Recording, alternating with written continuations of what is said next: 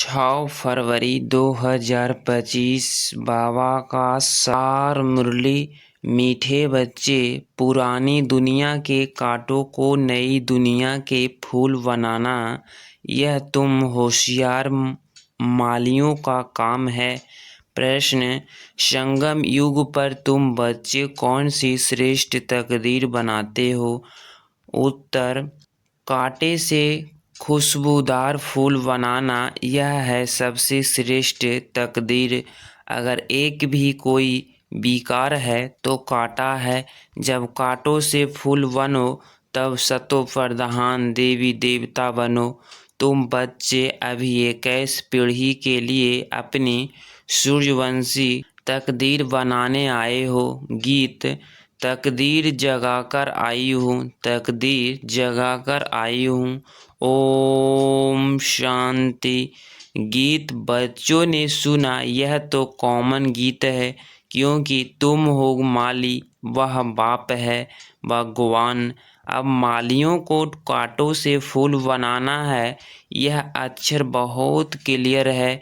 भक्त आए हैं भगवान के पास, यह सब भक्तियाँ है ना। अब ज्ञान की पढ़ाई पढ़ने बाप के पास आए हैं। इस राजयोग की पढ़ाई से ही नई दुनिया के मालिक बनते हो। तो भक्तियाँ कहती है, हम तकदीर बनाकर आए हैं, नई दुनिया दिल में सजाकर आए हैं। बाबा भी रोज कहते हैं कि स्वीट होम और स्वीट रजाई को याद करो।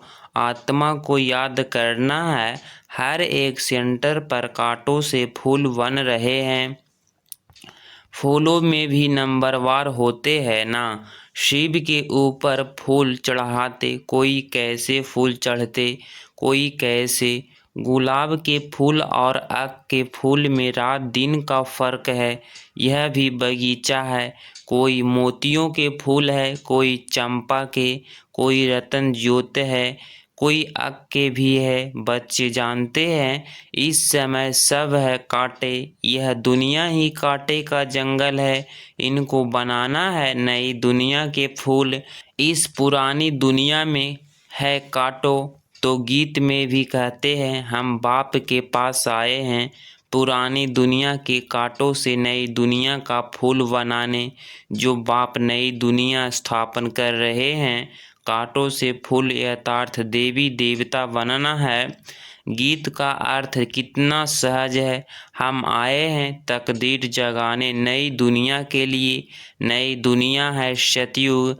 कोई भी सतो प्रधान तकदीर है, कोई की रजो तमो है। कोई सूर्यवंशी राजा बनते हैं, कोई प्रजा बनते हैं।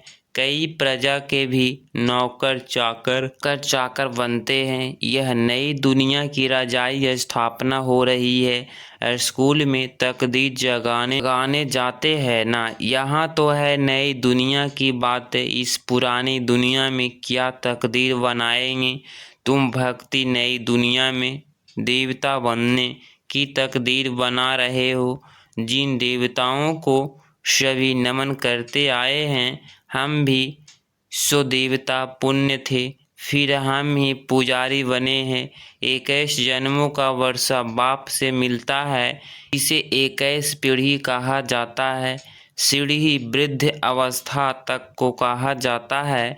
बाप 21 पीढ़ी का वर्षा देते हैं, क्योंकि युवा अवस्था में वह बचपन में बीच में अकाले मृत्यु कभी होता नहीं, इसीलिए उसको कहा जाता है अमरलोक। यह है मृत्यु लोक रावण राज्य।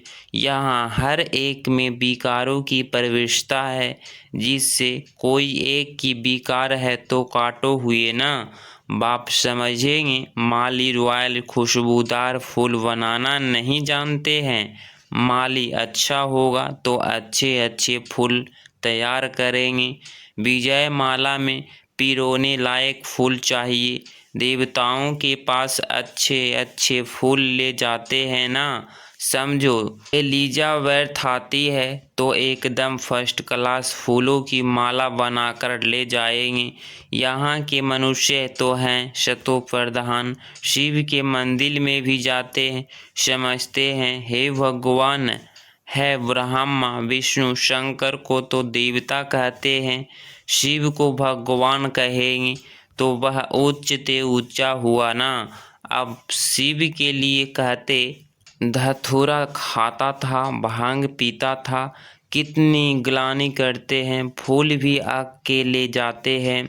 अब ऐसा परमपिता परमात्मा उसके पास ले क्या जाते हैं। तमो प्रधान कांटों के पास तो फर्स्ट क्लास फूल ले जाते हैं, और शिव के मंदिर में क्या ले जाते, दूध भी कैसे चढ़ाते हैं। 5% दूध, बाकी 95% पानी। भगवान के पास दूध कैसे चढ़ाना चाहिए जानते हो? कुछ भी नहीं। अब तुम अच्छी रीति जानते हो, तुम्हारे में भी नंबरवार है। जो अच्छा जानते हैं उनको सेंटर्स का हेड बनाया जाता है। सब तो एक जैसे नहीं होते, भल पढ़ाई एक ही है, मनुष्य से देवता बनाने की ही एम ऑब्जेक्ट है, परंतु टीचर तो नंबरवार है ना। विजय माला में आने का मुख्य आधार है पढ़ाई। पढ़ाई तो एक ही होती है, उसमें पास तो नंबरवार होते हैं ना। सारा मदार पढ़ाई पर है। कोई तो विजय माला के 8 दानों में आते हैं, कोई 108 में, कोई 16,108 में। सिजरा बनाते हैं ना, जैसे झाड़ का भी सिजरा निकलता है। पहले पहले एक पत्ता, 2 पत्ते, फिर बढ़ते जाते हैं। यह भी झाड़ है। बिरादरी होती है जैसे किलप्यानी बिरादरी आदि आदि। वह सब है हद की बिरादरियाँ, यह है बेहद की बिरादरी। इनका पहले पहले कौन है? प्रजापिता ब्रह्मा, उसको कहेंगे ग्रेट ग्रेट ग्रैंडफादर। परंतु यह किसको पता नहीं है? मनुष्य मात्र जरा भी नहीं जानते कि सृष्टि का रचयिता कौन है। बिल्कुल अहित्या जैसे पत्थर बुद्धि है, ऐसे जब बन जाते हैं तब ही बाप आते हैं। तुम यहाँ आए हो अहिल्या बुद्धि से पारस बुद्धि बनने, तो नॉलेज भी धारण करनी चाहिए ना। बाप को पहचानना चाहिए और पढ़ाई का ख्याल करना चाहिए। समझो, आज आए हैं, कल अचानक शरीर छूट जाता है, फिर क्या पद पा सकेंगे? नॉलेज तो कुछ भी उठाई नहीं, कुछ भी सीखे नहीं, तो क्या पद पाएंगे?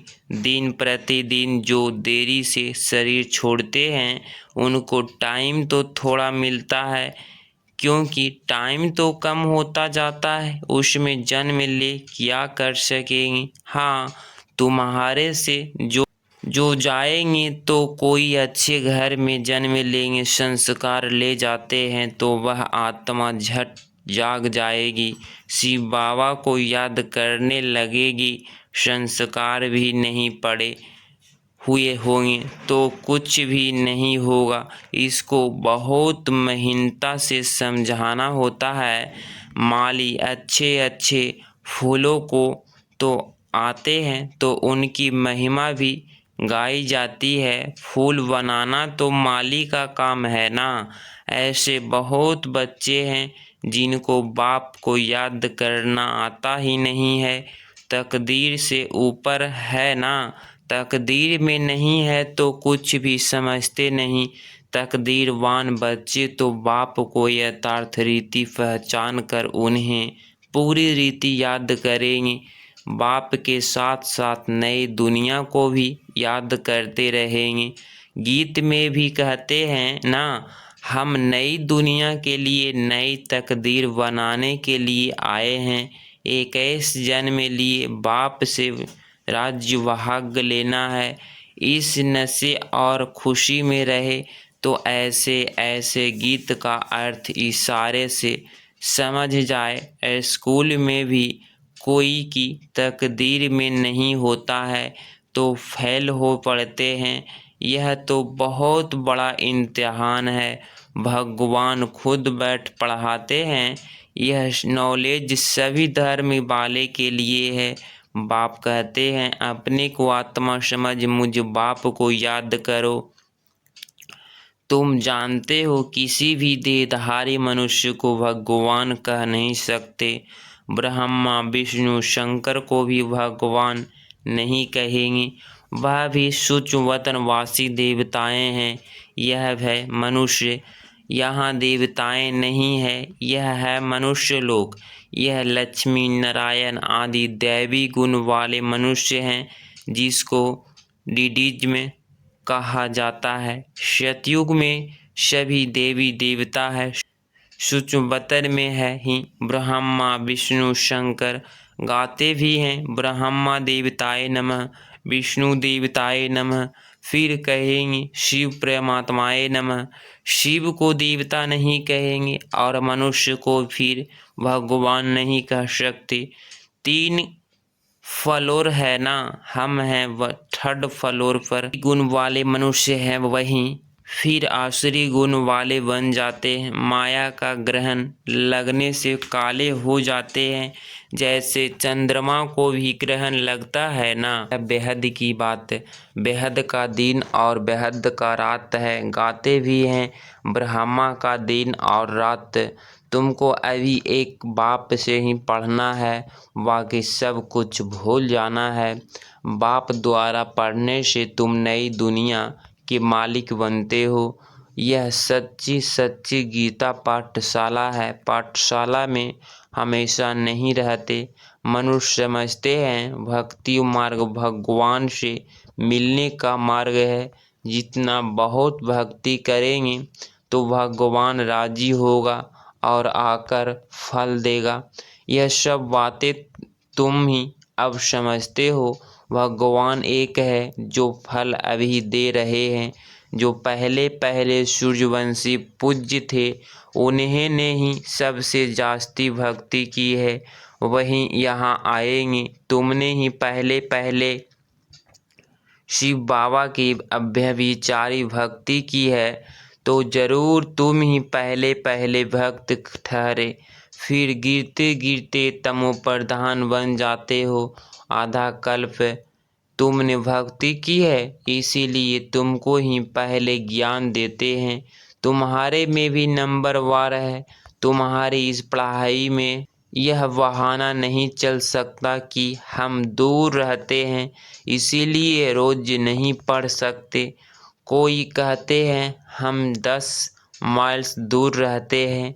अरे बाबा की याद में तुम 10 माइल्स पैदल करके जाओ तो कभी थकावट नहीं होगी। कितना बड़ा खजाना लेने जाते हो। तीर्थों पर मनुष्य दर्शन करने के लिए पैदल जाते हैं, कितना धक्का खाते हैं। यह तो एक ही शहर की बातें है। बाप कहते हैं मैं इतना दूर से आया हूँ, तुम कहते हो घर 5 माइल दूर है। वाह, खजाना लेने के लिए तो दौड़ते आना चाहिए। अमरनाथ पर सिर्फ दर्शन करने के लिए कहाँ कहाँ से आते हैं। यहाँ तो अमरनाथ बाबा स्वयं पढ़ाने आए हैं। तुमको विश्व का मालिक बनाने आया हूँ। तुम बहाना करते रहते हो। सवेरे अमर वेले तो कोई भी आ सकते हैं। उस समय कोई डर नहीं है। कोई तुमको लूटेंगे भी नहीं। अगर कोई चीज़ जेवर आदि होंगे तो छीनेंगे।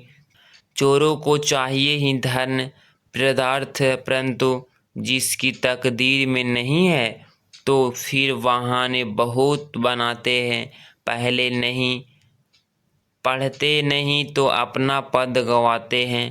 बाप आते भी भारत में हैं, भारत को ही स्वर्ग बनाते हैं। सेकंड में जीवन मुक्ति का रास्ता बताते हैं, परंतु कोई पुरुषार्थ भी करे ना, कदम ही नहीं उठाएंगे तो पहुंच कैसे सकेंगे। तुम बच्चों समझते हो कि यह है आत्माओं और परमात्मा का मेला। बाप के पास आए हैं स्वर्ग का वर्षा लेने। नई दुनिया की स्थापना हो रही है। स्थापना पूरी हुई और विनाश शुरू हो जाएगा। यह वही महाभारत की लड़ाई है ना। अच्छा, मीठे मीठे सिकिलधे बच्चों प्रति माता पिता बाप दादा का याद प्यार और गुड मॉर्निंग। रूहानी बाप की रूहानी बच्चों को नमस्ते नमस्ते। धारणा के लिए मुख्य सार पॉइंट नंबर फर्स्ट, बाप जो ज्ञान का खजाना दे रहे हैं उसको लेने के लिए दौड़ दौड़ कर आना है। इसमें किसी भी प्रकार का बहाना नहीं देना है। बाप की याद में 10 माइल भी पैदल चलने से थकावट नहीं होगी। पॉइंट नंबर 2, विजयी माला में आने का आधार पढ़ाई है। पढ़ाई पर पूरा ध्यान देना है। कांटों को फूल बनाने की सेवा करनी है। स्वीट होम और स्वीट रजाई को याद करना है। 6 फरवरी 2025 का वरदान, संगम युग के महत्व को जान, एक अनगिनत बार रिटर्न प्राप्त करने वाले सर्व प्राप्ति संपन्न भव। स्पष्टीकरण, संगम युग पर बाप दादा का वायदा है 1-2 लाख दो। जैसे सर्वश्रेष्ठ समय, सर्वश्रेष्ठ जन्म, सर्वश्रेष्ठ टाइटल इस समय के है, वैसे सर्व प्राप्तियों का अनुभव अभी ही होता है। अभी एक का सिर्फ लाख गुना नहीं मिलता, लेकिन जब चाहे जैसे चाहे जो चाहे बाप सर्वेंट रूप में बांधे हुए हैं, एक का अनगिनत बार रिटर्न मिल जाता है। क्योंकि वर्तमान समय वरदाता ही आपका है। जब बीज आपके हाथ में है तो बीज द्वारा जो चाहे वह सेकंड में लेकर सर्व प्राप्तियों से संपन्न बन सकते हैं। स्लोगन, कैसी भी परिस्थिति हो, परिस्थिति चली जाए लेकिन खुशी नहीं जाए। अव्यक्ति सारे एकांत प्रिय बनो, एकता और एकाग्रता को अपनाओ। एकांत प्रिय बनो, एकता और एकाग्रता को अपनाओ।